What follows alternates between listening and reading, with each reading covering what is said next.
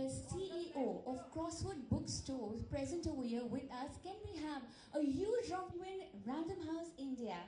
The House That Spoke, written by the hugely talented Zuni Chopra. Of Penguin Random House India to take the evening ahead. Can we please have you? There's huge differences in, both of those things.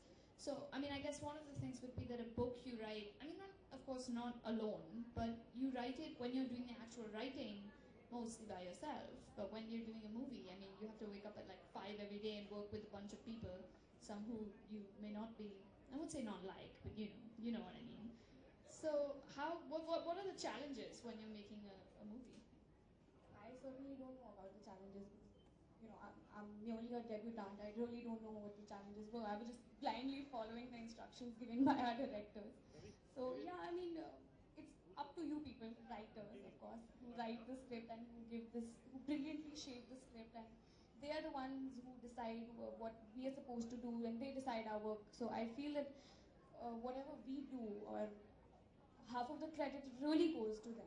Even in Dangal, I feel if it would not have been a brilliant script, I don't think we would have been such good actors. So I think the credit goes to the writers.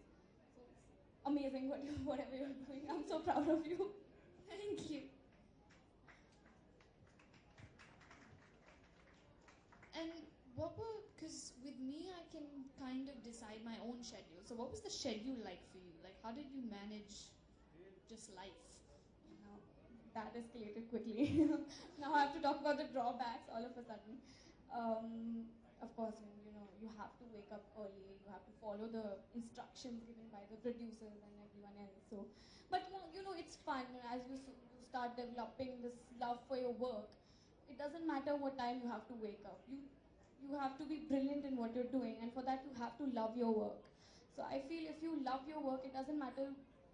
No matter what comes up, the difficulties, everything else, it's just you have to do it.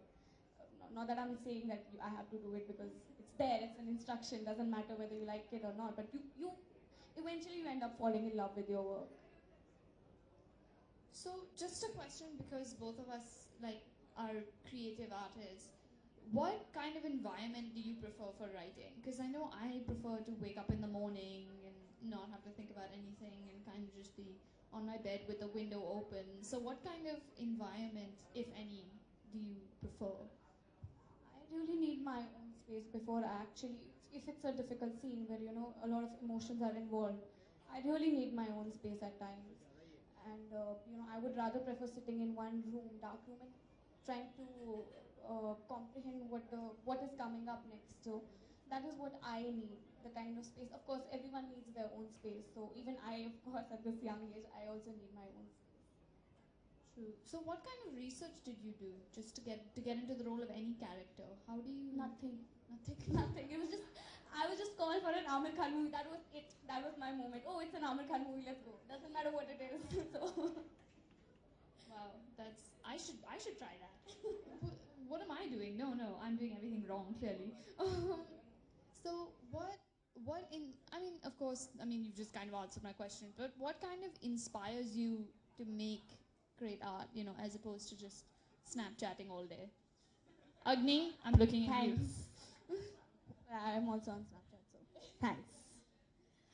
I'm sorry, I got out of the zone. What is the question? The question is what inspires Snapchat distracted me. What inspires you to go beyond the Snapchat story? Nothing really inspires me. I really want to get out of social media, but I don't know. Nothing really inspires me. I'm so boring in life. Nothing inspires me at all. Nothing inspires me.